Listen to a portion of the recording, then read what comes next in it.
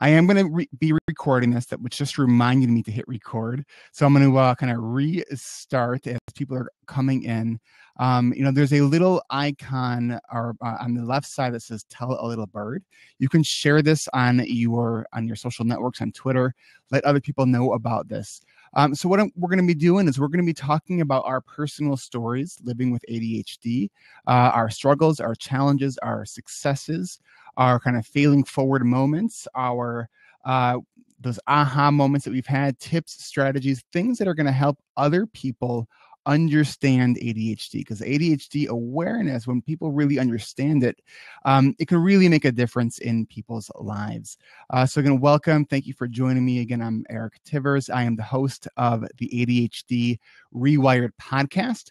And I'm a licensed clinical social worker, productivity coach, and kind of tech enthusiast. Thank you for the when you click my picture, you give me what they're called.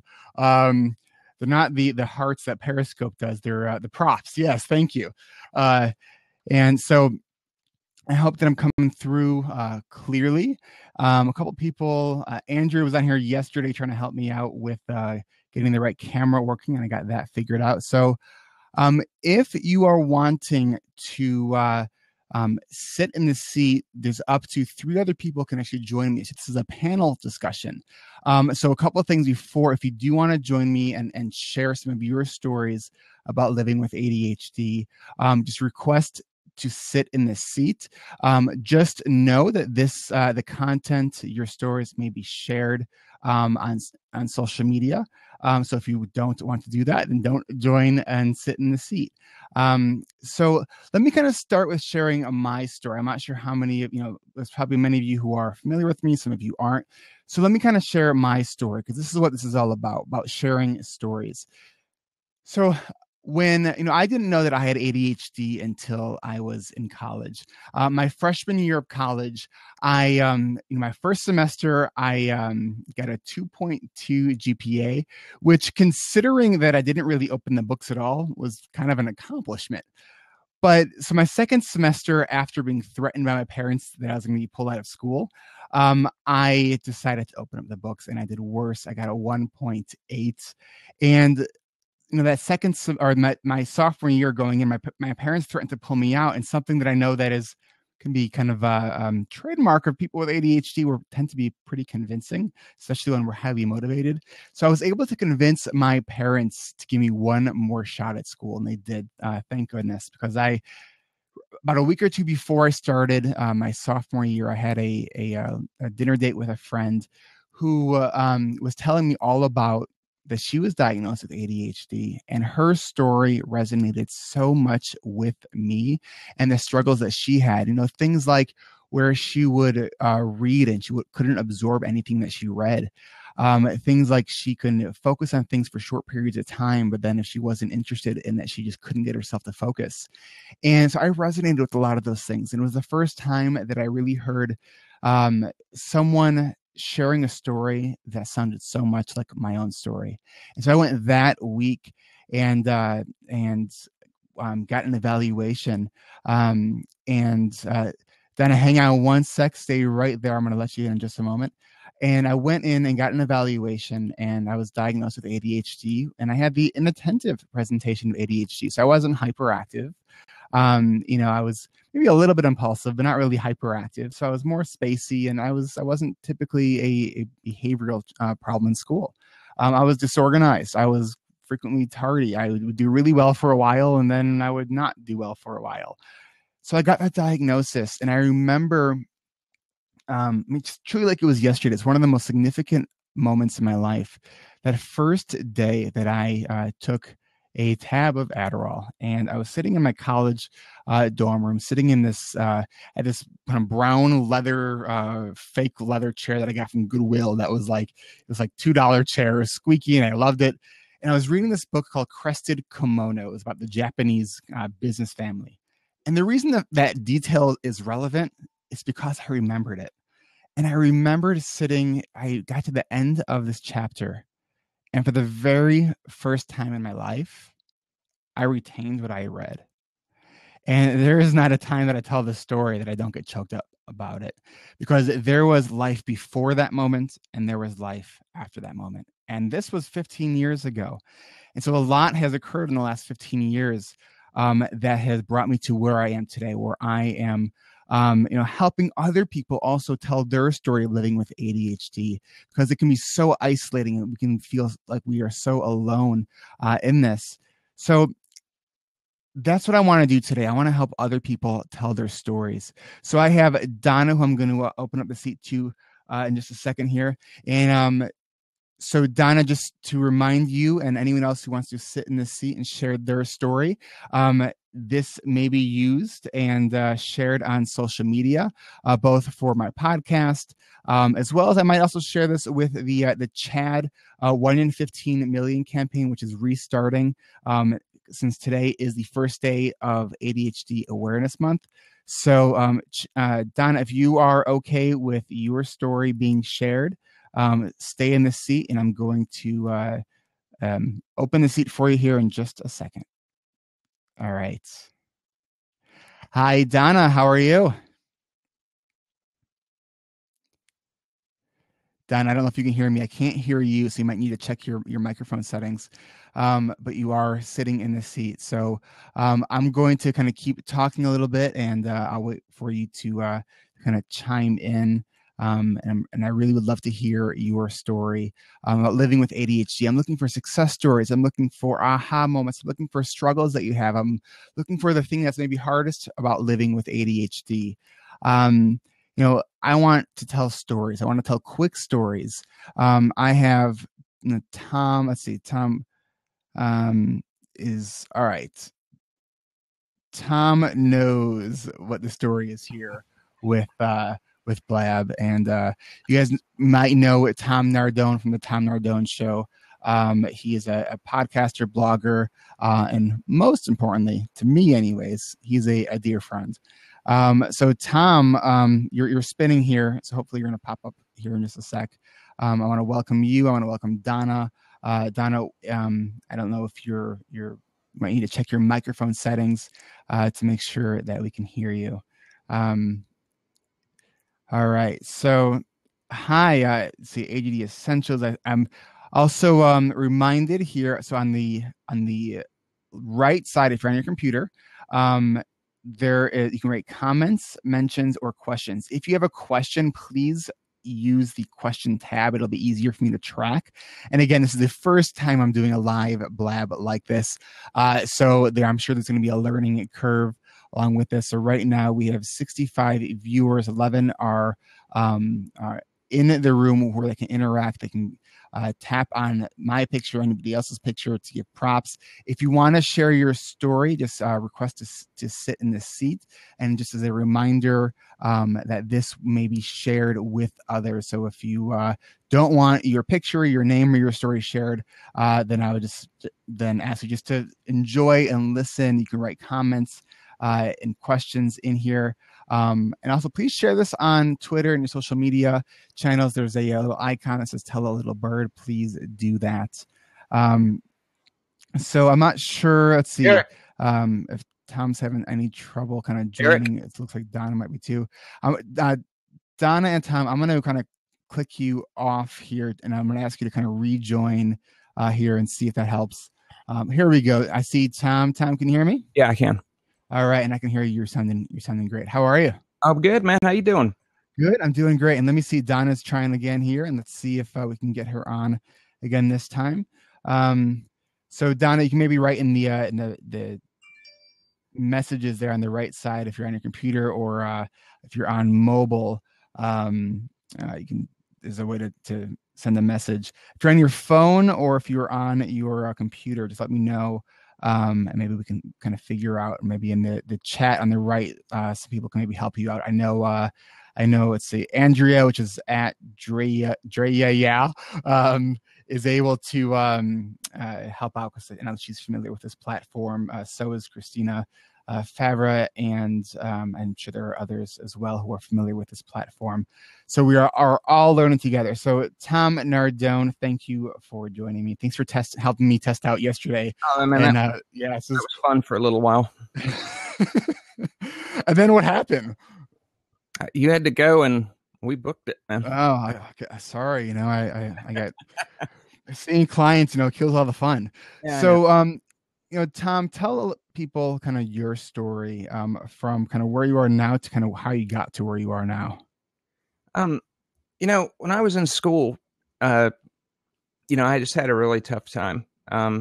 There were people, all these kids would talk about like all the things they did after they left uh, the day yesterday, and then they come in, and all I did the whole time was study, and I don't know how are these people, how do they watch TV, but in spite of their lack of studying, they always outperform me. I mean, this kid that couldn't even speak in complete sentences, it would seem like. I mean, he talked like he had marbles in his mouth.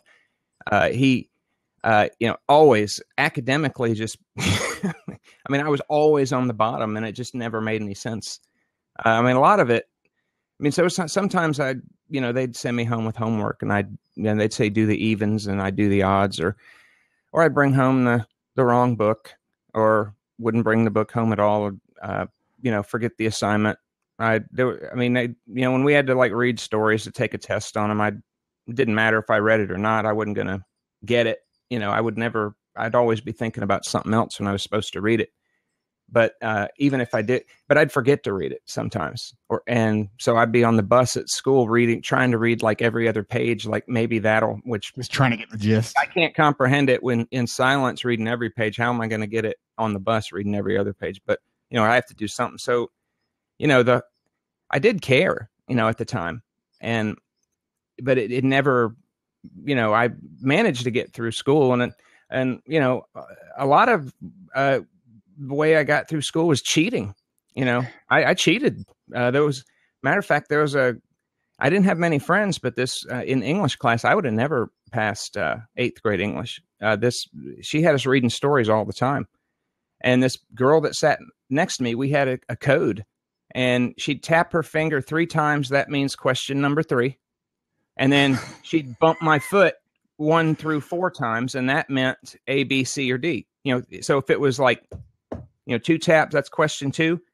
Or I would ask, I like, say I want question 4, I'd go. So there's question 4. And then she'd go, tap, tap on my foot. Okay, good. It's B.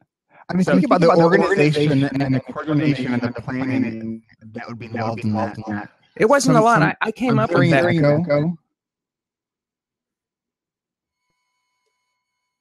Are you? Yes. Just all of a sudden. Started. Yeah. I'm not hearing it. Okay, let's see if yeah, and I got an echo. Okay, it went away. Okay, that's strange. I came up with that system, and so it's interesting too, because I imagine. Well, tell me, Tom, how did that, like? Did you feel okay about doing that, or did that, like, how did that make you feel, like feeling like you had to? Well, it was. You mean, did I feel wrong doing it? So I guess what I'm asking is, like, did you feel like you had any other choice? Oh, no.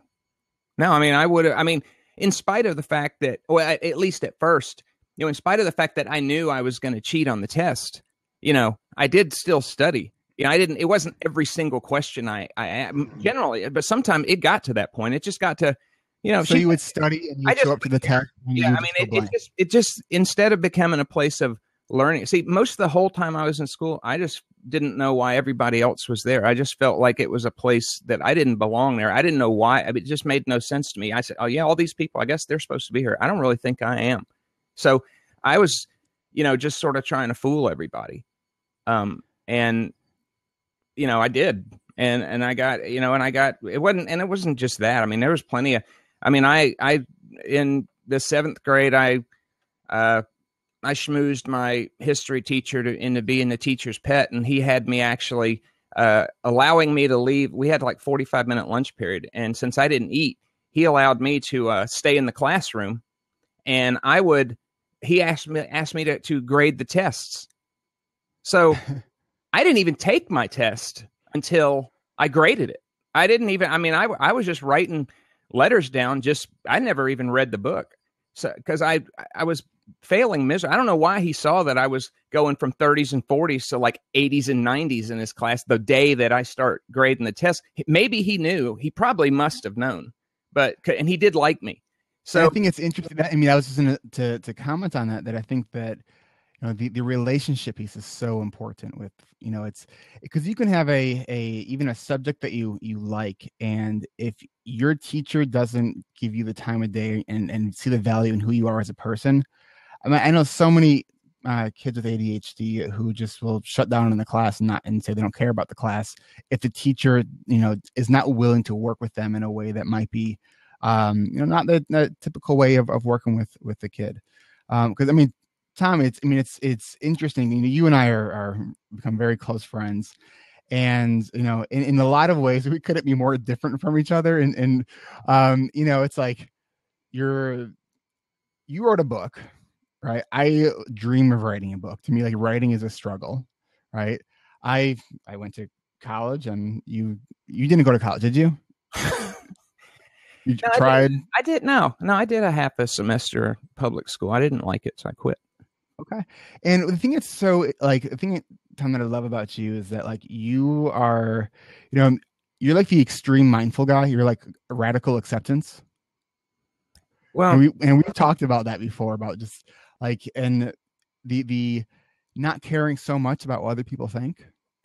Yeah, but you see, and there's a lot of people that will say they don't care. And look, I mean, there are certain people that people who I respect, greatly. I do care what they think. It's not like I don't care what anybody thinks. It's not that way. I mean, I just don't care what the most of society. I mean, it's like but it took a long time. It wasn't just like it happened overnight. There were people who made fun of me. They made my life a living hell every day of my life but it wasn't, and it was them. But the reason it hurt so bad is because of my efforts to be something that I, in my heart, knew I would never be and didn't even really want to be. And then one day, near the end of my 10th grade year, it might have been in the summer after, I don't remember, but I just got to thinking, what if they did accept me? And it's like, God, that would be worse, because now I'm one of them. And I just, decided, and I quit caring, because I realized that I didn't want to try to be this other person. I just wanted to be and I didn't really, it's like none of them are my friends anyway, making all these efforts. So why bother? So that's when I, took on started hanging out with the heavy metal crowd and not worrying about what I wear. I quit going into the bathroom on my way out of my bedroom to go to school every morning. Didn't worry about whether or not I had a shower. I just didn't give a damn. And it served me well. So, that's what I learned from, and it's not an active, kind of, I don't care. It's just, it's simply, it doesn't occur to me. There's no concern or care present for anyone's opinion about anything that I do, that's just, just the rank and file human beings, on the earth. It's just, but it wasn't easy. When I got out of school, and after the Navy, I figured, man, I was on a submarine. So, man, people are going to beat the door down. Quickly, I'm hearing echo again. Not sure where that's coming from. Let's see if that continues. Okay, that's strange. It like happens every so often. It's kind of like audio ADHD. It's inconsistent. So I want you to quickly share a story, and then I want to give other people an opportunity to share their stories as well. And while we're doing that, if you are new to the platform, if you like what Tom is saying, if you like what I'm saying, you can click on their picture and give them props. So when I click on Tom's picture, I can give him props, and share this if you see the little icon that says tell a little bird. If you're on mobile, this little Twitter icon. That helps people kind of know about that this is happening right now. I want to help people share their stories. It is ADHD Awareness Month, and what we are doing is helping people share their stories. So if you have a story that you want to share about your ADHD, it could be a success story, it could be a challenge, it could be something about mindset, something that you've learned across along the way. I want to hear your story. Just know that if you ask to sit in the seat, that the audio and or video may be shared on social media and in other domains. So Tom, I want you to quickly share the story about the from when you were in the Navy and when you were asked to paint the boat, the ship. Oh, well, and that's fine, and because it's a good story. I don't know that that's necessarily my fault, but maybe it is. But when I got on the boat, they put me in deck division. It's the department of the submarine who basically cleans up and takes care of the painting and chipping and scraping and all that crap. And Chief Lavigny was his name. He we were going out to sea, and he says, "Okay, Nardone," he says, "you got to paint the sail." He goes, "I'm going home. Now listen, do you have any questions? The paint's on the pier, and your sail right now, it's green. They use a green primer for whatever reason." I just got an echo when. Yeah, Donna. Hey, how are you? If you can, I'm getting an echo from you. Just temporarily, if you can mute her and then unmute her when I'm done, and then she can have the. I don't know. That's how Zoom works. Okay, I think that we got it working out. Okay. So I just wanted to do a good job, and I didn't want to. So he basically says, he goes, "Okay." I said, No, I got it, Chief. Paint's on the pier. Paint it black. Now, the problem with that, of course, is on a submarine, they, to be quiet, they use a rubber-based paint. It goes on wet and it dries like a really thin layer of rubber. And to do that, you have to have, it's an epoxy, and which means you have to have component A and component B, and you have to mix them together, and they form what is submarine paint. When you open them up, component A is black. It looks like paint. And component B is like milky. It doesn't look at all like paint. If I had opened up component B first, I just thought it was 2 cans of paint. And if I had opened up component B, I'd have saw it, realized it's not paint, and perhaps mixed the two. But I didn't. I just dumped it. I'd never painted anything. I never painted a room. I'd never painted a railing, or other than spray painting stuff on my bike as a kid. I never did any of that. And then, so what was the wrap it up there for us? Well, anyway, so basically I painted the boat, and it went to sea the next day. And then we got a message that the admiral wanted to board our boat, so he takes a boat out of the channel to get on. We didn't come in. He just came and got on it on a ship. Well, when the boat surfaced, the sail was green again, but it had like black splotches all over it, and the paint was still wet somehow. And the admiral got black paint all over his whites, and I looked like anything but rock star. So that was kind of a. I think those kinds of stories are they're just so common. Amongst people with ADHD, it's like these. It's like your intention was to do a good job, and there was a detail that it was overlooked, and it was costly. Have you ever figured out how much that cost tax dollars? I'm sure I care as much now as I did then. Tom, you definitely can hang out. I'm going to give the, let's see if we can get Donna talking here.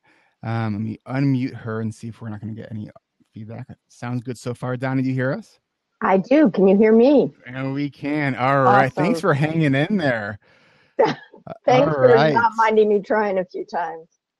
So before you kind of start your story, I just want to remind everyone again, today's the first day of ADHD Awareness Month.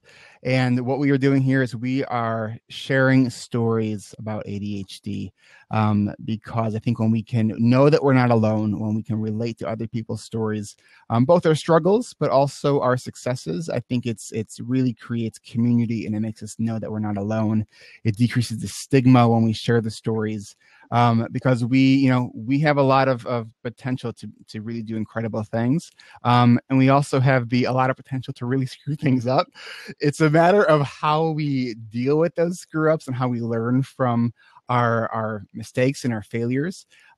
Because this, there are people out there who say that ADHD is a gift, and I am not one of those people who say that ADHD is a gift.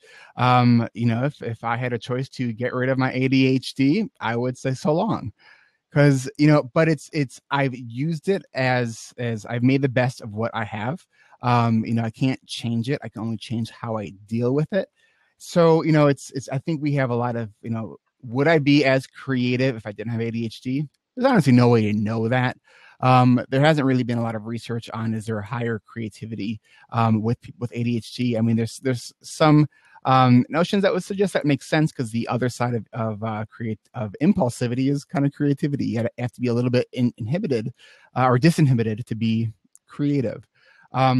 But so this is about helping people understand what ADHD really is, and it's not where it's not about squirrel jokes and putting your keys in the refrigerator and those kinds of things. It's real, and I think the stories help people understand and connect with it. So Donna, thank you for joining us. Tell us a little bit about yourself. Donna, my name's Donna Barry. I actually have a PhD in developmental psychology, but I've been retired for several years where I had been working as a statistician, epidemiologist, data manager, what have you. Trying to get back on the horse, took over a decade off, took care of my mom, had several moves. As some of your folks probably on here know, I have an issue with stuff. Like cue the George Carlin thing about stuff, which I did when I was in Eric's first group. The thing that frustrates me is I made it through graduate school in a department where applied behavioral analysis and a behavioral-based clinical program were like the programs were renowned. No one noticed that I had ADHD.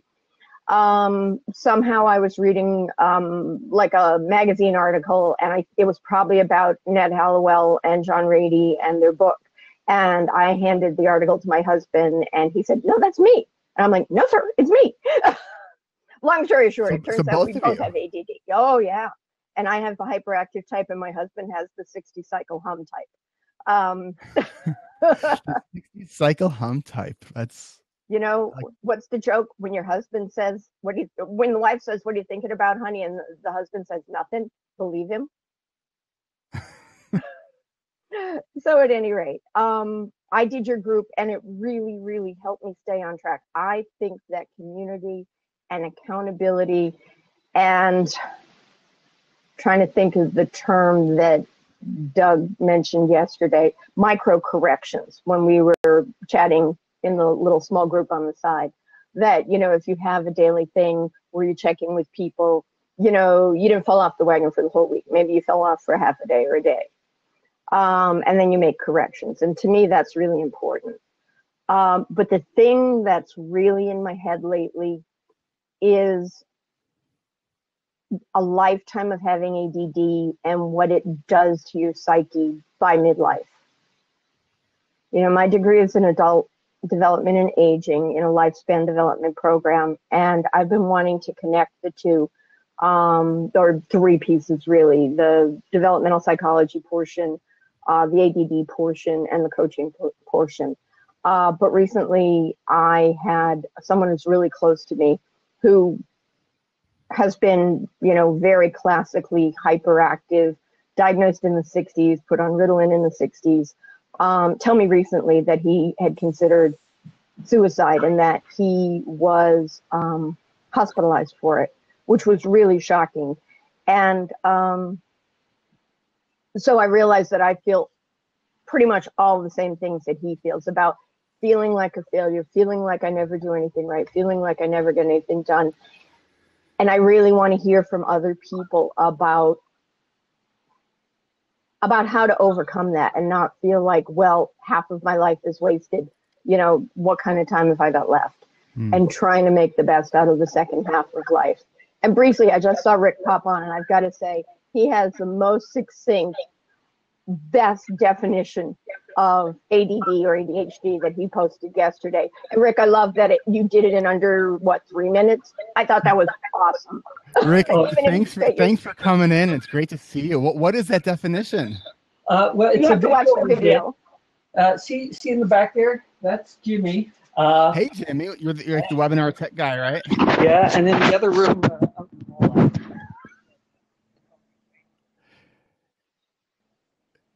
Who's that now?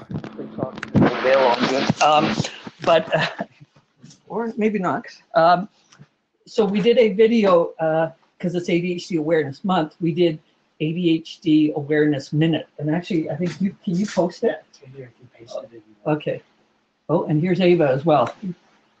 Oh, this is awesome. It's the whole family. We're all here. Hey, This is my Ava. parole Hey, officer. I'm not going to. I want everyone to give Ava and Rick a bunch of props. But after you're done with that, would you give me some? Because how is it that I know I'm the host and I have less props than anybody else here? So it's probably How do you do there's that? a very simple explanation. You're an appalling human being, Eric. That's basically. I mean, ask Nardone, right? Am I right? Yeah. There's, it's an awful man. Tom? I've been wanting to ask you a question for a long time. It's real quick, not to get off topic. ADHD, that thing. Did you make that up? Somebody told me that you made that up. You were the first one to do that. Is that correct? Logo. I don't know if That was. Hey, Rick, did you hear Tom's Weird. question? No. What was the question? Did you make Tom that was up? asking if you made Your shirt. the ADHD, the shirt you're wearing, the ACDC. Oh, no. Apparently, we didn't make this, did we, baby? No, I think we and we saw it online. It's actually backwards, isn't it? I should turn the shirt inside No, out. We saw it. No, we see it It's perfectly. showing right for me. And I just want to highlight what Okay. just happened. Rick just did something which I think is totally ADD. It's like, wait, we didn't create this, did we? Not even knowing if there was something that you created. Like, I can totally relate to that. I've done 700 episodes of radio and television, and we have an issue with working memory. Ava remembers better, and she was the editor on many of them. And so we can now go onto YouTube and load up Adventures with Bill, Red Green Show, and watch these things that I've done.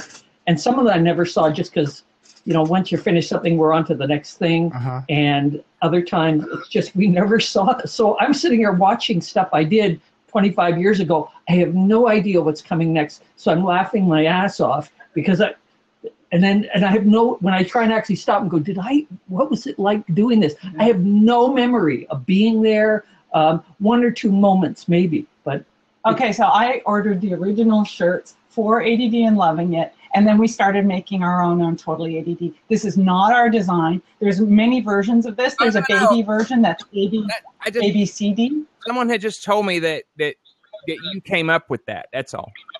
This is how rumors get started. Yeah, we did. I came up with actually the whole term. You should have just said, we would have been talking about something really cool by now. While you were inventing the internet, right? Yeah.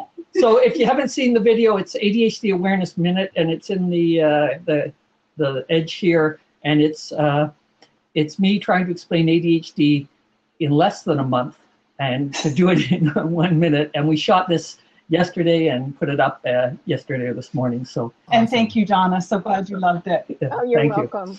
Hey, Tom, I'm going to open up the seat to somebody else here. So I'll go. See you.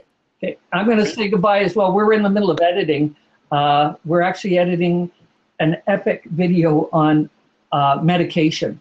And Awesome. How many weeks have we been working on this? About 9 weeks, 10 weeks. It's probably going to be almost 6 hours long. I think we've got 20 ordinary people, regular people telling their stories, and probably 40 doctors, experts, and researchers. So we're busy. So I'm going to go do that. This is a very cool tool, this BLAB, and good to see everybody. And it's nice to see Tom Nardone. Awareness Month. Are you going to be at the CHAD conference? Probably not. We're so busy with other stuff, we won't get down to CHAD this year. We'll see. There's a possibility. But yeah, New Orleans, come on. All right. Thank you. Rick. Bye, Rick. Bye. All right, we got Brendan. So I just want to take a moment that was fun having Rick Green Yeah. come on by from Totally ADD. So now we have Brendan Mahan. How are you? I'm doing awesome. So this is a lot of fun. I want to just let everyone know to, share this, whether you're on your computer or on your social media, on your mobile phone. Tap that little Twitter button, and you can share this with others. I want to have people share their stories. That's what this is all about. It's ADHD Awareness Month. And so what we are going to be doing, this is the first time I'm doing Blab. And I think this is a fun platform. I'm really having a good time here. If you have questions, there's a question column. I don't see anyone using that yet. It's probably just because you haven't noticed the question column. You can have this kind of chat going on the right side if you're on your computer. If you're on your mobile, it's on just kind of right below these squares. And if you do want to share your story, just please know that the videos and audio from this may be used on my podcast and other social media platforms, including we might use some of the stuff for Chad's 1 in 15 million campaign, which we're restarting to share the stories of people living with ADHD, because the science is incredibly important, but the science also says that our brain connects more with stories, and that's what ADHD rewired is all about, and that's what today is all about. So, Brendan, welcome. Thank you. What's your story? I have lots of them. Let's start with one, and maybe we can start with you were a guest on episode. You were on an episode of my podcast. Yeah. Not that long ago. Not that long ago. The title is called The Wall of Awful. Yeah. Why don't you share that analogy really quickly, because it's awesome. All right, so the Wall of Awful is everybody has one, not just people with ADHD, but people with ADHD have bigger ones. So, and they get them sooner. So the Wall of Awful is my metaphor for failure and the emotional impact of it, where every time you fail, you get, I won't go into breaking the emotions down, but every time you fail, you get negative emotions that build blocks in your Wall of Awful. So disappointment, rejection, that kind of stuff. And every time we walk, 78. I'm sorry? Episode 78. Okay, episode 70. I went with 87. I transposed the numbers. So every time that we want to engage in a task that is similar to the one we have a Wall of Awful for, we can't initiate until we've sort of navigated through the Wall of Awful. And the only healthy way to deal with it is to climb it. But some people decide to get mad and Hulk smash their way through the Wall of Awful, and other people try to avoid it and go around it. Just listen to episode 78. It's explained. Ignore the whole thing about this muddy puddle in the middle. Yeah. That was a Wall of Awful analogy. But I love that we tried it, and I love that there was like a conversation about it in the community. Some people got it, some people didn't. So I actually felt relieved that I wasn't the only one that didn't get it. I was totally in my head about that. I'm like, what am I just completely not getting the point for this? But no, you have to be okay with messing up, and especially since I'd never shared that analogy before, like sometimes you struggle, sometimes you mess up, and the only way to manage your ADHD is to figure out how to be okay with struggling and messing up so that you can grow and get better. Hey, Brendan, will you do something with me quickly? And I will. And Donna, I would like to invite you to do this as well.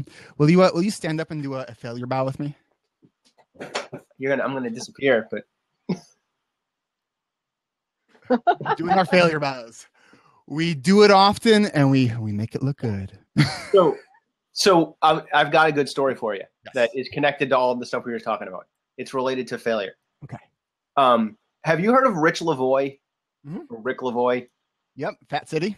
Fat City, right. Yep. So I'm a teacher, for those of you who don't know. I'm in education. So I'm in a special education training, and they're showing Fat City, and we're watching that video where they try to make everybody in the video understand what it's like to have special needs and struggle. And I was so far ahead of everybody in the class with me and everybody in that video because I have all the workarounds for that stuff because I've got ADHD. So I sat there and I'm like, what's hard about this? Like, it's a cow. Why can't you people figure like everything that they talked about? And it was precisely because I would go down one road and it wouldn't work. And I'd come out from another angle and try a different road. And I did all of that with my ADHD brain. So I'm going down 6 roads in 2 seconds. And I was floored by how many people in the class were like, that was so hard. And I was like, no, what? No, everything else in this class has been hard. That was easy.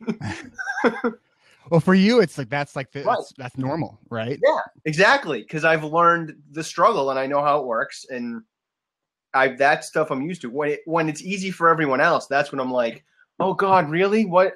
I have to memorize something? Really? Can I please not? It's like, please just let me make it up on the spot. That I can do. Yeah. I didn't come to this thing with any plan. Neither did I. Hi, can I And that's the truth. can I jump in for a minute? Is that where our Absolutely. higher level of creativity comes from? Is that we're constantly coming up with workarounds? Maybe. And I think also that we just misfile stuff in our heads. So we wind up making connections other people don't make because they file stuff in their memory the right way. And just to make sure everyone is clear about this, it's not just our heads where we misfile stuff. Right. It's everywhere. So where do we want to go with this? So I want to invite anyone who wants to share their story. We have one seat that is currently open.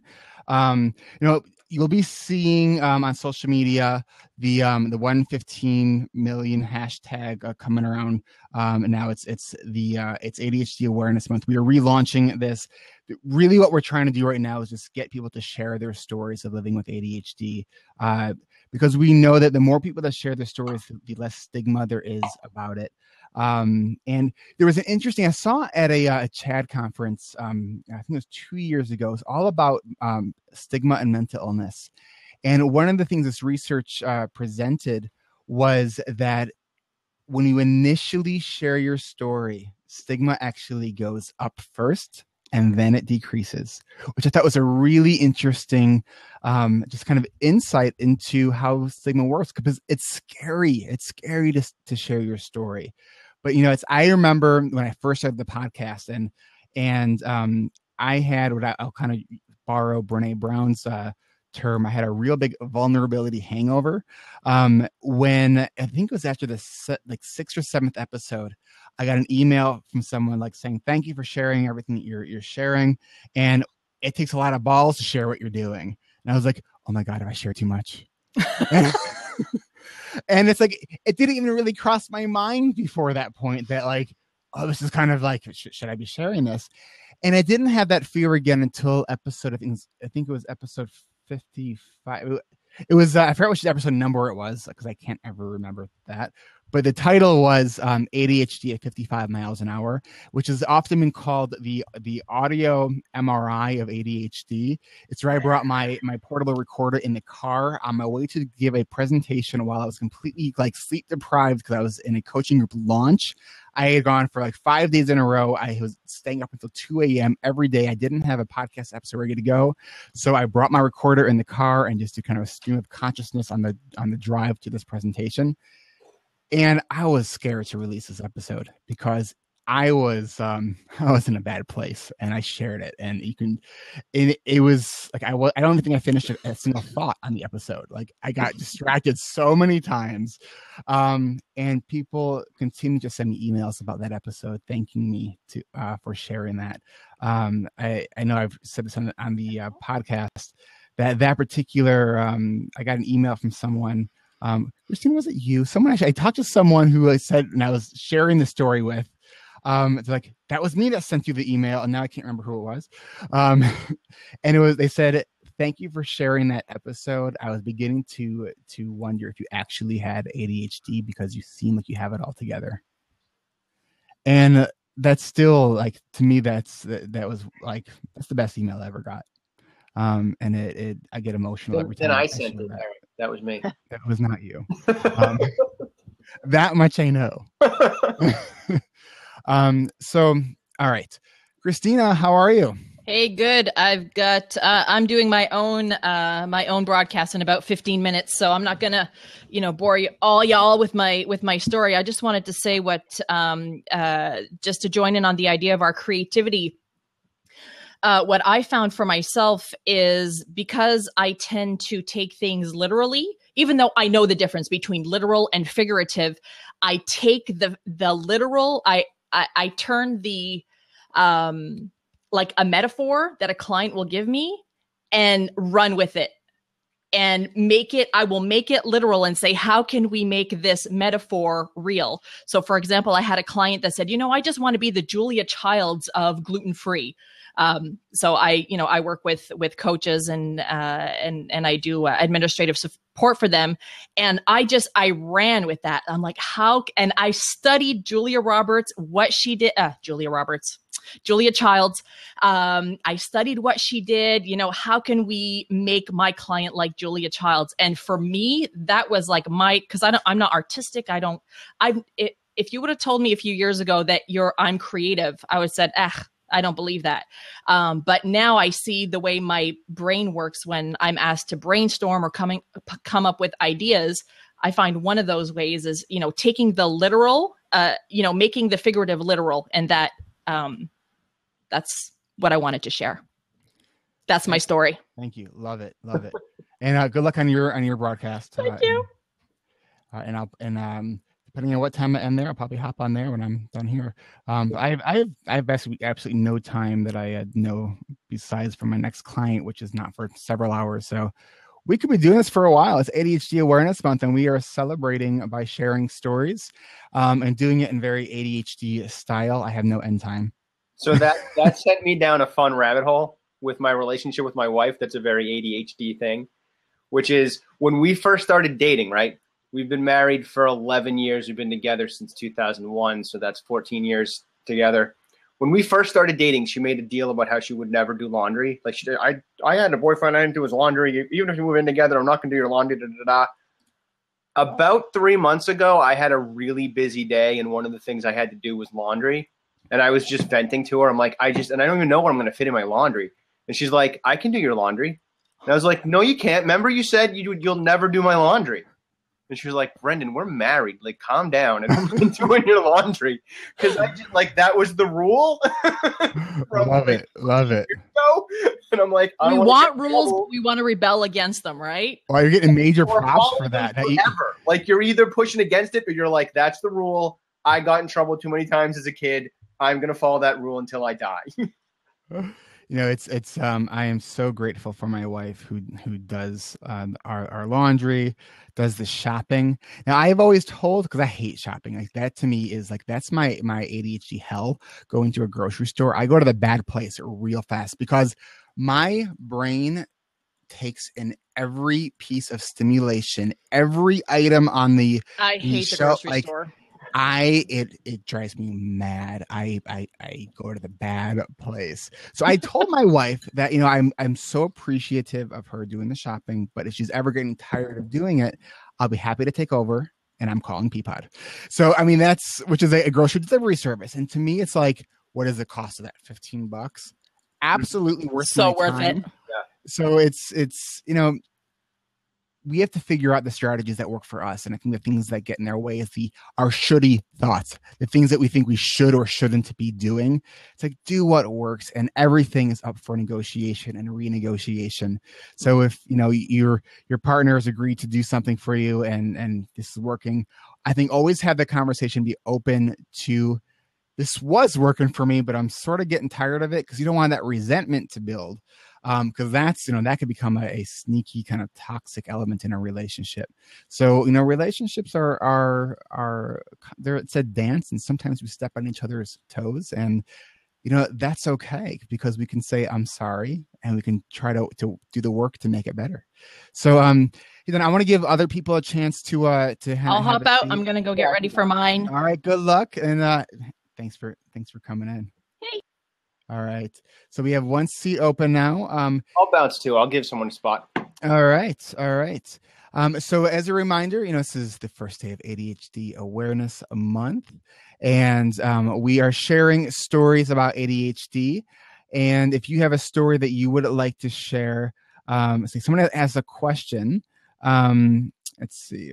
ADHD, like, do any of you use meds? If so, which one? So I'll be happy to talk about medication if anyone else wants to talk about medication.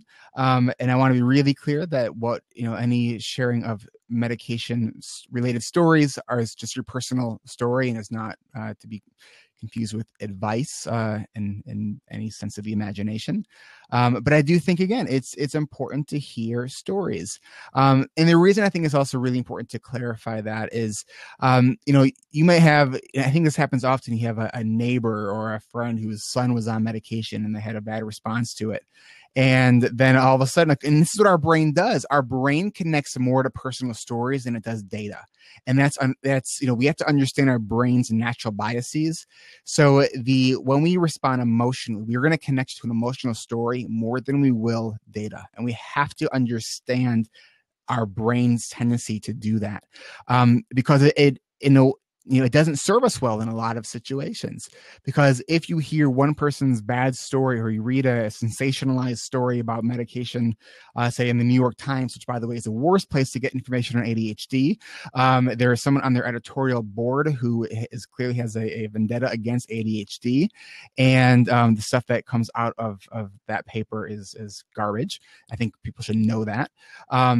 So, because we know that for medication with ADHD, most people, 70 to up towards 90% of people, will have a positive treatment response to ADHD medication. And what that means is, it doesn't mean the first medication you try. It means that on average takes 2 to 3 medications. It means trying different dosages at different amounts. And we know that 70 to 90% of people will have a positive treatment response. That doesn't mean that all the challenges go away. But for most people, it's the biggest piece of the pie.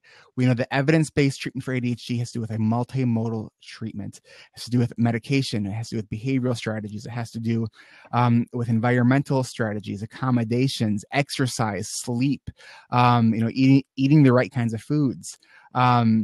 So it's kind of an all of the above approach. And we know there's so much science on what is out there about ADHD that is good. So, personal stories, I think, can be helpful to a degree around medication, but I think it's important to really look at what the science says first when it comes to medication. So, all that being said, I take Adderall. I started with when I first started, I was taking the short-acting Adderall, and I got up to, I think I was taking 60 milligrams, 20 milligrams 3 times a day of Adderall. After I titrated up after a while, and I was on the short-acting for quite some time. I switched to the extended release shortly. That didn't really work for me. This is when I was in college. And then, in recent years, I went back to the extended release because 2 things happened. One, I was incorrectly prescribed the extended release. 30 milligrams or 20 milligrams of short acting is not the same as 20 milligrams of extended release. My doctor didn't know that. I didn't know that at the time. So I take 60 milligrams of Adderall XR, or I was taking that, and then not too long ago, I was starting to have a lot of anxiety, and I shared this on a recent podcast, and so I decreased my Adderall by 30. I went down to 30 milligrams. It really helped my anxiety, but it didn't help my ADHD symptoms. And so I've been playing with some medications. Right now, my current regime is 50 milligrams of Adderall XR with 3 milligrams of Intuniv. I have no idea if the Intuniv is actually helping. I think it may have decreased some of the anxiety. I can tell you that I get lightheaded every time I stand up, which is a common side effect to it. But I've been kind of it's been good enough, and I've been afraid to mess with good enough, but I feel like I'm doing better. So I am working with a psychiatrist now to kind of tweak some of my medications. But it's scary to tweak medications because, it's like, for me, life falls apart if I don't have my medication. I mean, my biggest irrational fear is being somehow stranded on a desert island without medication, because I wouldn't be able to plan, organize, or initiate anything in order to get off that island. So that's one of my biggest irrational fears is being on a desert island without medication. So I want to open up allow people to come and share their stories. Again, this is ADHD Awareness Month, the first day. I'm Eric Tivers. I'm the host of ADHD reWired. Dinah's just kind of hanging out in the other seat with me, just kind of chilling. Well, I'll give you a couple of quick stories. Well, sort of like I want to say bye, but I want to interrupt. I'll open up the seat in a second, but let me tell you a couple of quick things. One, you just said, going back and trying something that you tried a long time ago. I've got to say that doing that can make a huge difference. When you're a middle-aged woman, there are things that, change in life, and things that didn't work 20 years ago might work now. So it's always worth going back and trying things again, especially if it's something that, doesn't take a couple of months to build up in your system. Any of the stimulant meds that, you can give it a trial for a week or two and probably figure out that they might work now when they didn't work whenever. Plus, there are all the new versions of things. My current new thing that I'm trying is Vyvanse, which I had never tried before. And I didn't do super well on Dexedrine or Adderall, immediate release early on. But, things have changed. I've really reduced my consumption of caffeine, for example. And then, any of the bodily changes that go on with midlife. But let me tell you one quick funny story, because I was so excited to see Rick. I was just like, oh my God, I got to get Rick to talk about that video. But a funny story. So doing things out of order for ADD. My husband and I have moved into our house in Massachusetts. It's the only place we're at right now. You went with me through the drama last year trying to get my other house ready to sell. Thank you. It's sold. It's gone. But now I have 2.5 houses worth of stuff in an even smaller house. But he's been clamoring to get a new dog. We lost our last greyhound in April. And so he's been like, gotta get a dog, gotta get a dog, gotta get a dog. Somewhere along the line, he's also been saying, gotta put up a fence and gotta put in a shed. Well, we didn't want to put up the fence until we put in the shed so the stuff could be delivered, la, la, la, la, la. Well, somehow or another, the gotta get a dog got pushed to the top of the list. And it was his turn to pick, because I've gotten to pick the last couple of dogs. And he's like, I want something more interactive, a little more lively than a greyhound. That, greyhounds, you pretty much have to check and see if they're breathing. So we went to the shelters a few weeks back. Long story short, we ended up with not one dog, but two, and a border collie and a little Portuguese hunting dog called a Podengo. And oh my God. And now he's gone out of town. And so I have two dogs with no leash manners, and I'm a single mom, dog-wise, for the next 10 days. And so I'm like, oh, how did our ADD kind of mess this up? Why didn't we put up a fence before we got the dogs? So in the meantime, I'm just learning how to manage dogs that don't have leash manners. So speaking of manners, I got to jump in here for a minute here. Okay. So I'm watching the chat here, and we got some stuff going on. There was a question posed that says ADHD fake ? And of course, in an ADHD forum, that's going to be a fire starter. So, but here's the thing. So let's talk about this in an intelligent, rational way. All right. So, and Brendan's coming back on because I think he's going to probably want to respond to this. So let me kind of give my kind of 2 cents here, and about this. So here's the thing. We know that there's the symptoms of ADHD has to do with distraction, procrastination, not paying attention to details, impulsivity at times, hyperactivity at times, misreading things, not being motivated by things. These are features that every human being relates to and experiences. The difference is that people with ADHD experience this stuff all the time, and it is impairing. So when someone says, "Oh, ADHD is fake," I mean, it's a couple of things I think to really discuss. What if I said that? Okay, so I'm Jewish. What if someone else said Jews are fake? It's like, what? It doesn't work. Right. What if someone said gay people are fake? It's like, when you use any group of people and you say something like that's not fake, or it's fake, it's a choice, it's hateful. It's hateful. Mm-hmm. It's hateful, and it's hurtful. If you feel that it's fake, ask curious questions. So can I throw something out real quick? Yeah, hang on 1 second. I don't interrupt. Okay. So, some people think that ADHD is something that's made up by the pharmaceutical companies, right? So, the challenge with that theory is that there was a couple of years ago, there was a medical manuscript that was discovered and translated, and Russell Barkley, who's a prominent ADHD researcher, wrote about it. In the 1700s, a German physician wrote about all the features that we would now describe as ADHD. And because at the time, when you associate anything with moral character, like people thought that willpower had to do with moral character. People thought that not paying attention or focusing on the things that are, providing for your family and all these things has to do with moral character. And when this doctor described this as a medical condition, he was shunned from his community. And this comes back to the church. So now that I've responded in a thoughtful way, and Pizza Slice is continuing to say it's fake, and it's interesting because I find that often people who are adamant about that are actually people who often have ADHD, and have worked really, really hard at managing their symptoms, and are kind of pissed about that they've had to work so hard to manage it. And I sort of get it. It's like, but at Pizza Slice, I'm going to hold back on. Yeah. Well, I'm going to stay mature here. Okay. That's where I was going, was just reading, like, look at all those capital letters and the oppositional nature of what he's going with. Like, Totally. Wait a minute.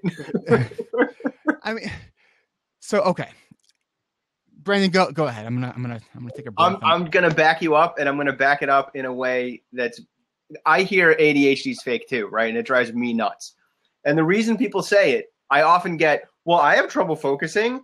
I'm distracted by TV. I like to play video games. I must have ADHD too. I feel busy. And my response to that is, if you and I run around the block, we're both going to get winded, but it doesn't mean we both have asthma. It just means we're both winded. The difference is, I could die if I don't use this, and you're going to be winded for a little while. People don't doubt asthma. They're just like, yeah, okay, you must have asthma because I've seen you get really winded by smoke inhalation or running around too much or whatever. And that stuff's going to affect everybody. It's just going to affect people with asthma more. And ADHD is a lot like that. The stuff that affects everybody affects people with ADHD too. It just affects them a lot more than it affects someone who's neurotypical. So here's another thought too. I think that slinging crap at each other, it doesn't solve anything. And people are saying in the chat that Pizza Slice is a troll. Maybe. Okay. I don't think pounding him into submission is ever going to work. I don't think shaming is going to work. So Pizza Slice, what I would like to know is why do you think that? I'm very curious from a really, help me understand. Tell us why you think ADHD is fake.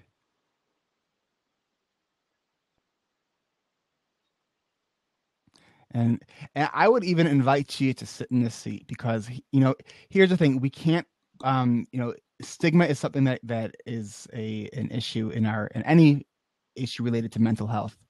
So I'll open up my seat. We still have one more seat open. Well, maybe he will, maybe he won't. But I want to have a respectful conversation with him because I think that if you walk a day or a week in any of our shoes, you would never say something like that again. I guarantee it. I am just going to jump in real quick and then cut out so someone else can have the seat. It's okay. Like this person seems like he or she is in such denial about, well, I can do it without meds. It's like, yeah, I tried that for about a decade and no, pardon me, but it sucked. I feel really bad for this person. I don't know why he or she feels this way. I'm going to invite the person to come on and say, come in here, talk to us. Please tell us why you believe this, because you represent that each and every one of us has to deal with every day. And it's so draining and it's so tiresome to have an invisible disability. By God, being as disorganized and confused And whatever I am every day is not what I want to be, but it's also not weakness or a moral deficit or because I'm lazy. I'm either going to cry or I'm going to get really bitchy. So I'm going to check out and let you guys continue. Thanks, Eric. Thanks, Donna. Yeah, and not just that, but like, I mean, Eric, you know my position. I'm trying to get in a guidance counseling job somewhere. Mm-hmm. And you would think that of all the places, education would be like, oh, okay, ADHD, that's not a big deal. But it is. Like, I'm taking a risk even being here and knowing this could wind up on the web somewhere and someone who wants to hire me might find it. And that person might go, oh, I'm not hiring that person. Despite the fact that I'm trying to be a guidance counselor. Like, if any job requires empathy and an understanding of ADHD especially and special needs in general, it's guidance counseling. I mean, ADHD it's an invisible disability. Yeah. You know, it's and in one of the, I think, things that people struggle with when trying to grasp ADHD is it's inconsistent. I can be on fire and getting everything I want and need to do today, and tomorrow I could be a mess and sit in my chair thinking about all the stuff I want to do and need to do and not do any of it, or do everything that's unimportant. You know, so here's the thing. ADHD is one of the most, if not the most, researched neurological condition in all of psychiatry. Mm-hmm. And yet the most stigmatized and misunderstood disorder.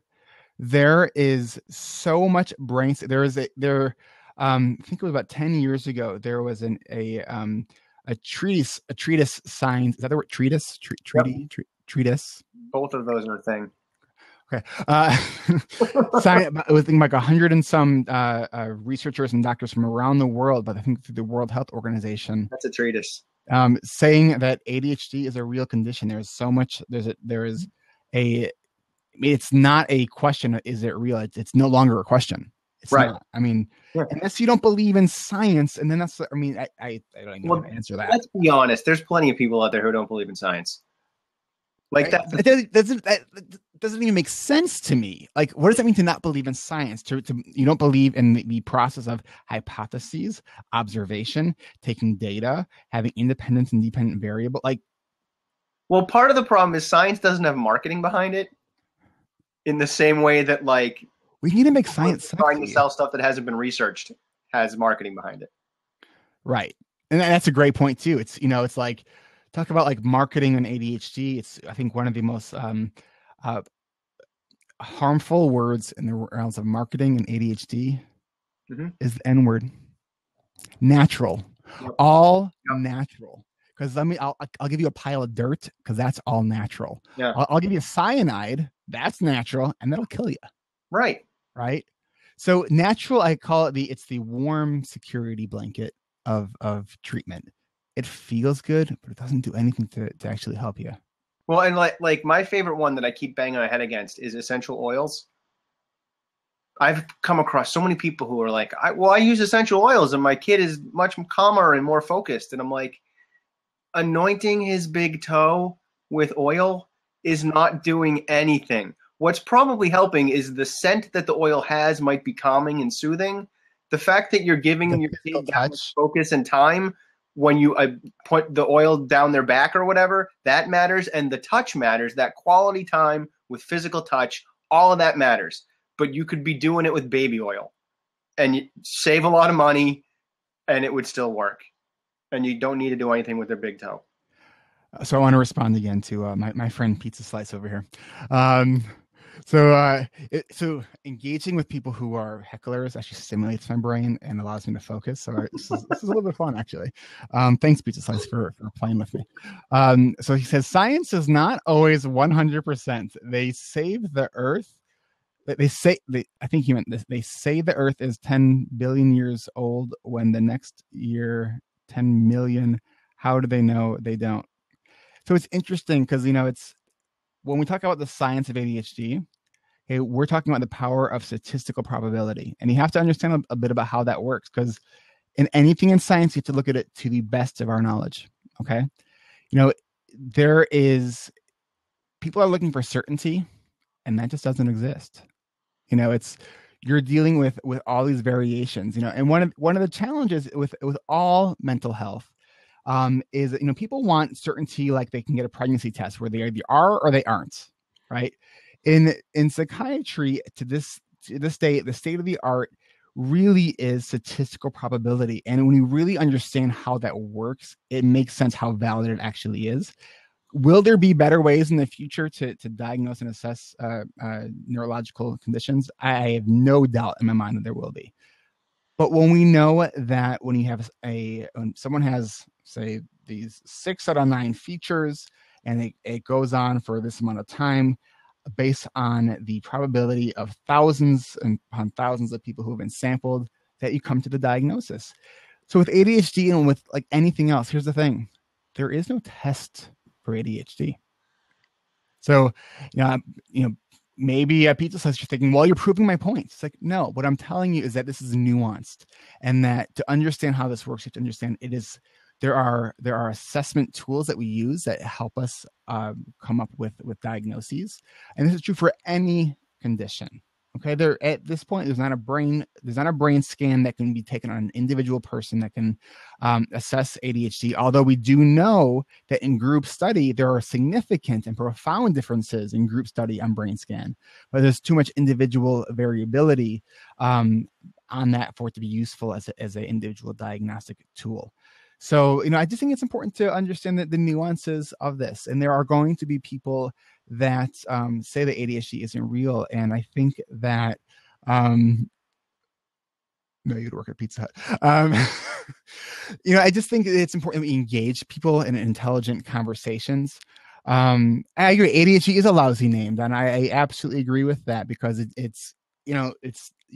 you can have ADHD without the H, and it's not a deficit in attention. It's a problem with regulating attention, and regulating it for the right amount of time to the right thing. And attention is only a part of it. I mean, it's and a small part too. Right. I mean, so it's probably one of the worst, if I think that the DSM committee, the Diagnostic and Statistical Manual, I call it the book that lists everything that's wrong with everybody. I think they need to consult some marketing people, because words have meaning, and we attach a lot of, so people still use the term ADD, right? And it hasn't been a medical term in over 30 years, right? And so it's like, but people still use that because they don't want to associate themselves with the hyperactive term, because they don't identify with that. So and I totally get that, but so there's two kind of competing challenges with that. There's the area of research. We have to all be calling it the same thing in order to know that we're talking about the same thing. That's one of the issues I have with Daniel Amen's stuff, is he has these 6 or 7 types of ADHD, and they're interesting descriptions, but then he's talking about something else that's not correlating with what the research is showing. And so I think that creates a problem. And so, I think that there maybe should be more subtypes to ADHD. The same thing with autism. Now they branched, that Asperger's and ADHD is now, or Asperger's and PDD, NOS has all been branched into autism, which makes things actually more complicated. We use words and language to make sense of our world. And so that's why this is kind of a difficult issue, is because ADHD doesn't really make sense if you just say attention deficit hyperactivity. It sucks as a name. Not only that, but my ADHD looks different from your ADHD. That's right. And we don't look that much different, physically, but our ADDs are very different. My guess is that eventually ADHD is going to become just an umbrella term and might get disposed of.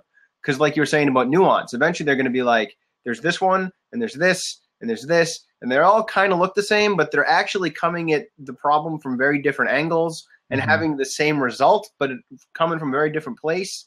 And that matters, because when you're looking at treatment, the place you're coming from is where the treatment needs to address, not the symptoms necessarily. And I see Dr. Amen as a guy who, brilliant marketer. Brilliant marketer, exactly. Just like I was saying before, if you've got the money and the marketing chops, you can get a lot of stuff done that isn't really science. And maybe he's onto something with breaking it down into more pieces, into smaller pieces, but it doesn't mean that what he's doing is exactly right. And All right, so let's find out what other people are doing. So again, I want to invite people to come and share a story that they have about their own ADHD. There's 81 people right now viewing on the web, which is awesome. There are a couple other people who are viewing either on the BLAB platform itself or on the mobile device where they can have the option to actually sit and share their stories here. Do you need a camera to share? I have no idea. This is the first time I'm doing this. I'm making this stuff up as I go.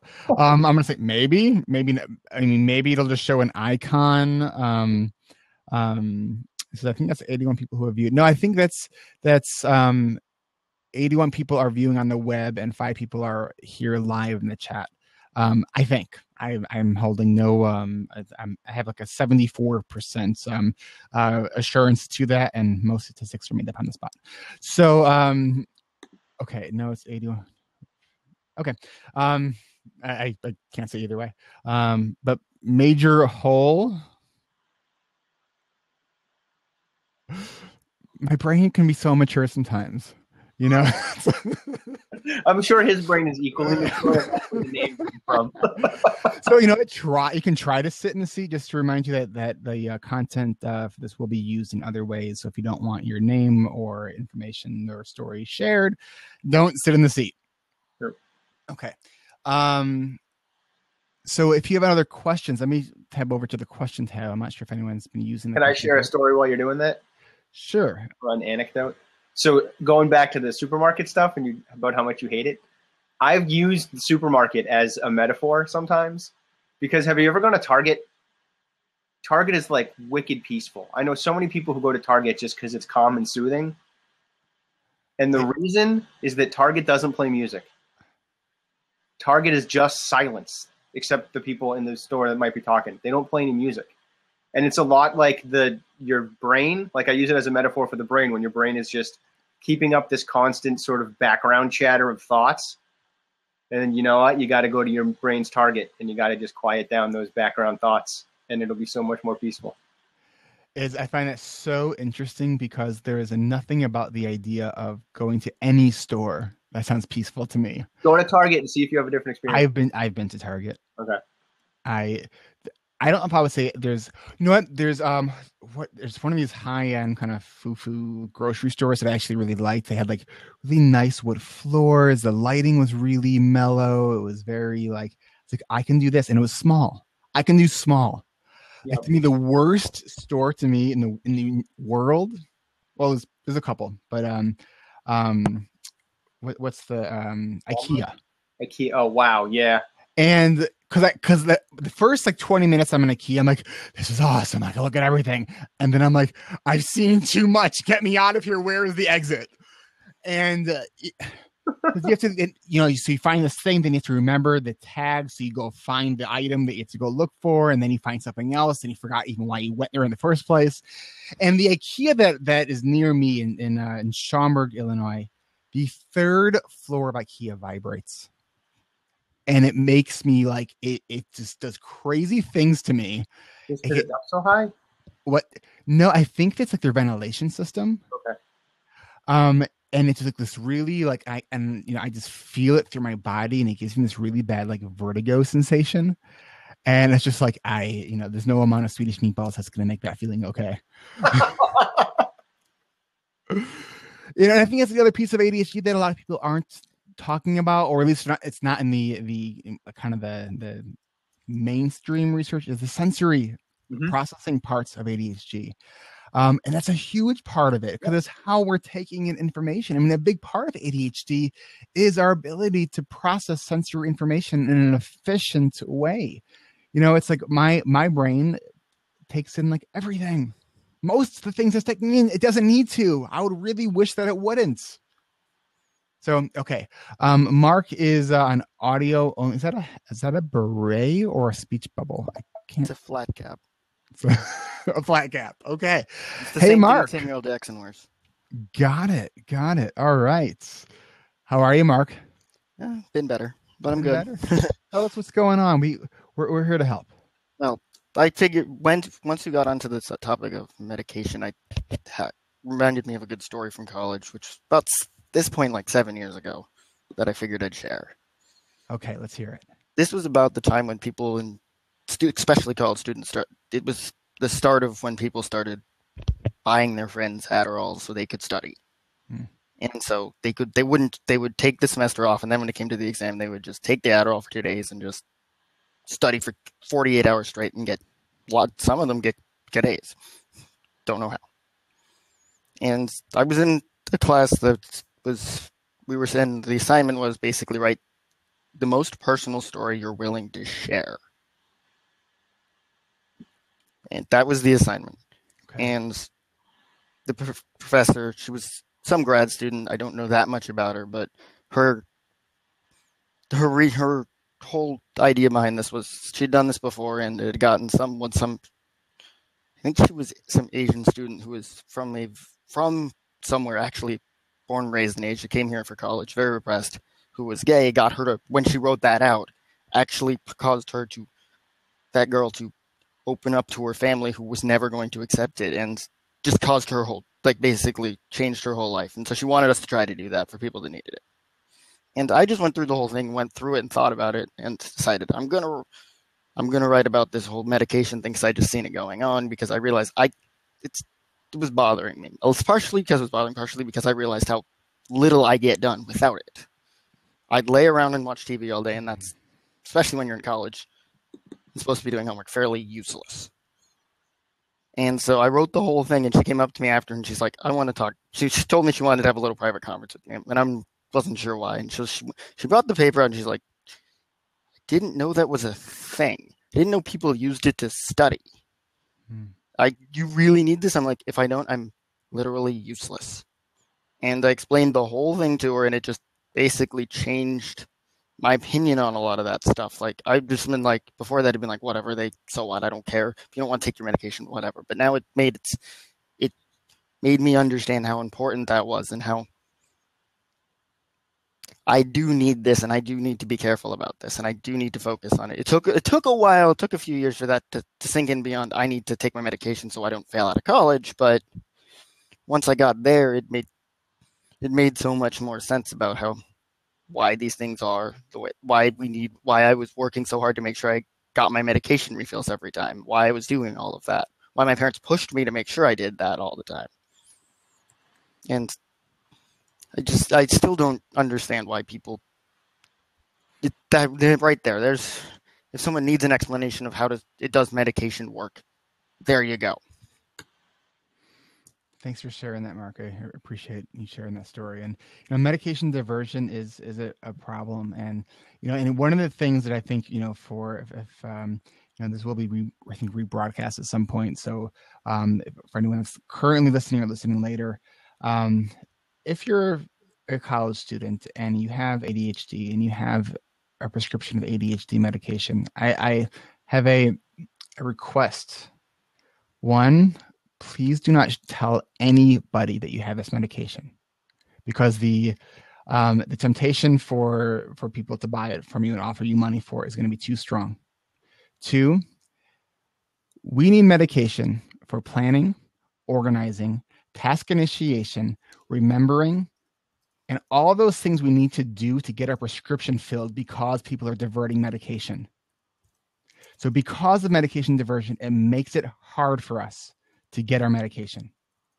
And it pisses me off, because it feels like it's discrimination, because the very reason that I need the medication is hard for me to remember to get it refilled. And then I realize, I forgot to call my doctor to get my refill, and then I have to drive and cancel appointments for the day. It's awful. It's awful. And you want to talk about stigma. When your wife has medications for migraines and she can get them in the mail and get 3 months at a time, and you have ADHD and you have to go to the doctor every month to get a prescription, and then go to the pharmacy that same day to get that prescription filled, because criminals take this medication basically, and you're being treated like you might be a criminal. That's awful. That's one of the biggest hurdles for me personally, is just it was hard enough for me to start taking medication when I was taking it, because I don't associate myself with that kind of stuff. And then to be treated like I'm a criminal, even when I'm not, when I'm just trying to like grade essays, and that's what I need it for. It's awful. So yeah, don't share anything. You know, and I've had both experiences at the pharmacy, and you know what I've started to do recently is anytime I have a pharmacist who is really just kind, and I don't feel that you know it when you're getting that kind of critical eye that you really need this kind of look. I will thank them. I will tell them that how much it means to me and to other people that I felt like I was just picking up any other medication, because it is such a common experience for pharmacists to kind of look at that with a suspicious eye. And so I thanked them for not making me feel that way. And so I would encourage you, if you have that an experience with a good pharmacist, thank them for that, because it's important, because it's what an awful thing to you'll imagine you're finally have gotten to the point where you realize you have ADHD. You finally have accepted it. You finally have gone through this whole process, and you gotten to the point where you're ready to be in treatment, and you go to pick up your medication for the first time, and like it's like you just know, you just get this feeling of, oh, are you going to take this? Are you going to, what are you going to use this for? Are you going to sell it? You know, it's, let me see 2 forms of identification, please. Right. And you only started accepting it and getting to the point where you're going to take medication probably because you got that level of desperate. And that desperation is still inside of you when you go to the pharmacist, and it just makes it worse.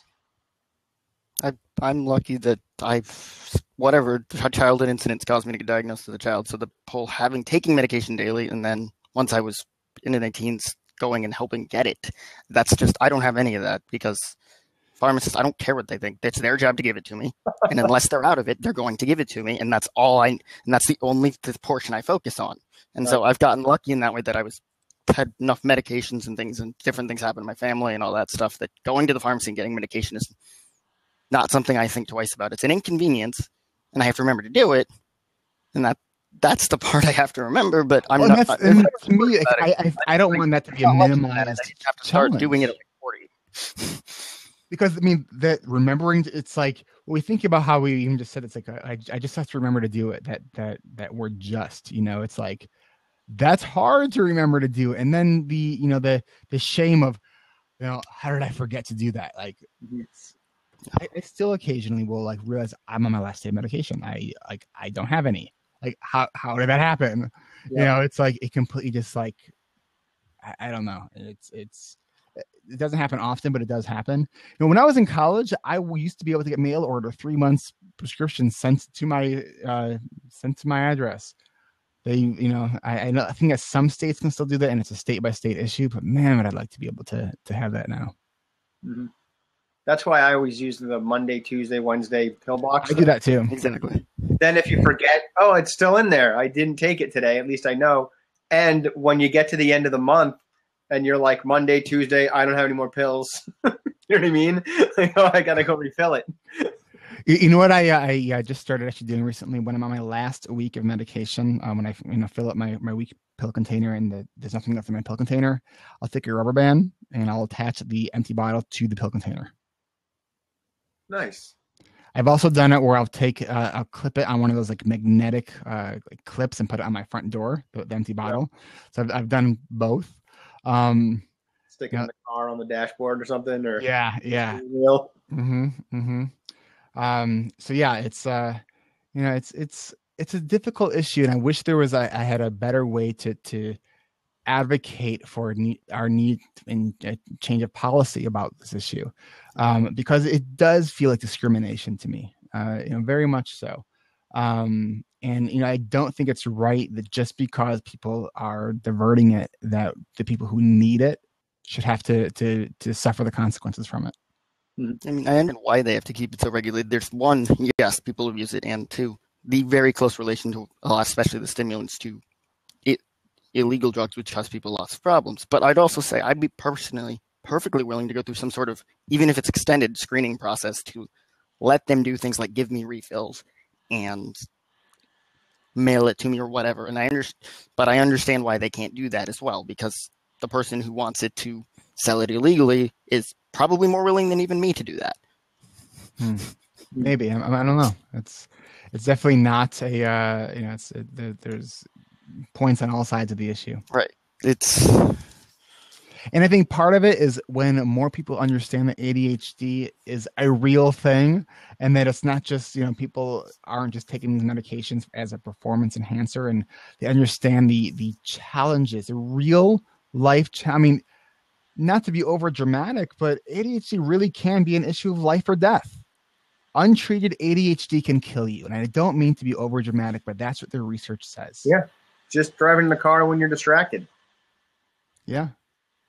There's a lot of really bad stuff that can happen when your ADHD is not treated. One of my best friends, he died of an overdose, and he had ADHD, and he wasn't treating it well. It's like, and even with treating it, there's still an increased chances of bad stuff happening. So we gotta, people say the medication levels the playing field. I say it brings it closer. I still don't think it levels it. Thanks for the props. I appreciate it. I'll give you some props for giving me props. All right. I have to get back to work, so I'm going to bow out now. All right. Thanks, Mark. Thanks, Mark. All right. I want to give anyone else an opportunity who I'm going to tell a little bird again that we are doing this. Brendan, why don't you go ahead and do that? And anybody else who's listening, do that. Say, I feel like I'm being profiled. Dennis says, I feel like I'm being profiled, like a certain group's experience with the TSA or police. Donna, you do look pretty dangerous when people see you. I was hesitant to come on. What's that? I was hesitant to come on. And she lives in my state, so, man. So, I am planning on doing this a number of more times throughout the month. I think this is really fun and cool. I'm a big fan of this. I'm also going to be announcing, I'm going to be doing a couple, so Zoom, as a lot of you guys know, is the platform that I use for my coaching groups. It's what I do my podcast interviews on. And they are also a sponsor of the podcast. And so if you want to check out Zoom, go to erictivers.com/Zoom. And they just changed their plan a little bit. So it used to be for the pro plan. It used to be we can get have 25 people in the group for like $10. They changed it so that the initial pro plan is now, I think, like $14.95, but you can have up to 50 people in the group, which is pretty awesome. And so what I'm going to be doing is I'm going to be offering a couple large adult study halls to the community. So if you're not familiar with what the adult study hall is, we all have boring things that we hate doing, those important things like going through our inboxes, opening mail, filing. So it's a lot easier to do them when you are in a group. It's almost like this, but with a lot more people. And we are all each other's body doubles. And I promise you will get more done than you ever imagined in an adult study hall. And I'm going to be doing that as just my way of kind of saying thank you for being part of the community. And, because it helps. And there's totally a selfish element to it too, because adult study hall totally helps me get the stuff done as well that I don't want to do. So it's, it's true. There's absolutely no, I'm a pretty much of an open book when it comes to that. So, I don't want to extend something beyond its prime. And I feel like we're coming to a good natural ending here. So if anybody else wants to share a story, now is your chance to sit in the seat. Otherwise, I'm going to say thank you for joining this first Blab. I think it was a great success, a great first experiment with Blab. We had 86 people who have come and gone. We had some really interesting conversations, people sharing stories. We talked about people who, we had a meaningful and productive conversation with a troll. Who don't you always think about trolls as those little like things that have like the long crazy hair? That's what I played D&D in college, so I have a totally different perspective on trolls. I didn't know that you had that nerdy side of you. Wow. Oh, yeah, I majored in comic books. Brendan, I had no idea. Yep, design your own major. I called it creative writing, but I took 12 credits on comic books. Thank you for sharing that, because that's a new. I love when there's those new pieces. Like, what? Yeah. Wow. I can share something new that I've never shared on my podcast. All right. When I was 5 years old, I took ice skating lessons. Nice. That's cool. Yeah. When I was 5 years old, I got a pebble stuck up my nose. A what? A pebble. Pebble? Rock.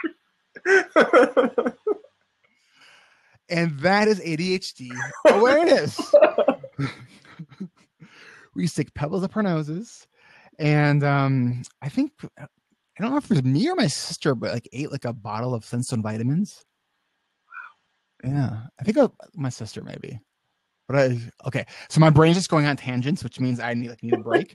So for pebble, as just in case you haven't subscribed to my podcast, ADHD rewired, you can get onto my email list that I'm actually like finally using now. It's like I go in like streaks.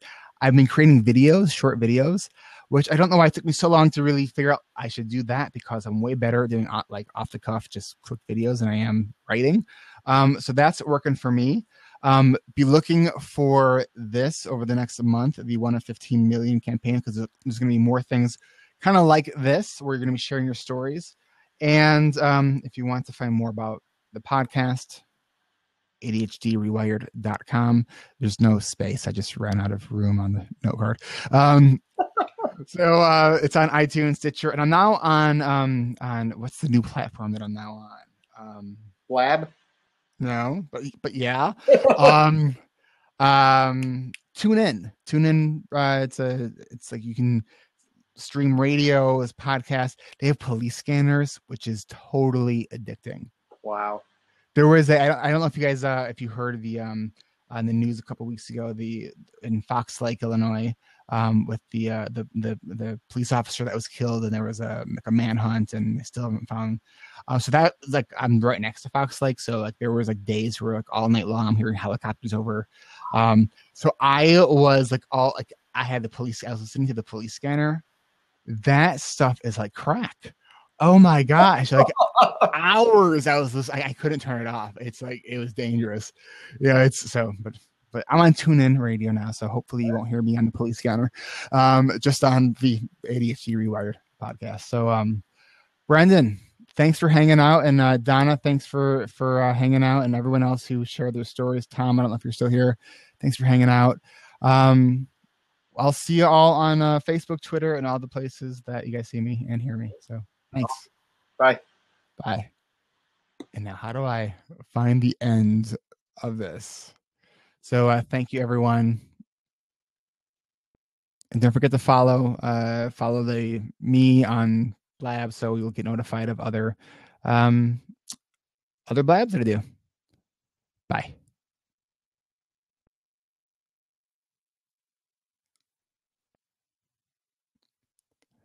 Where is the stop button? I probably have to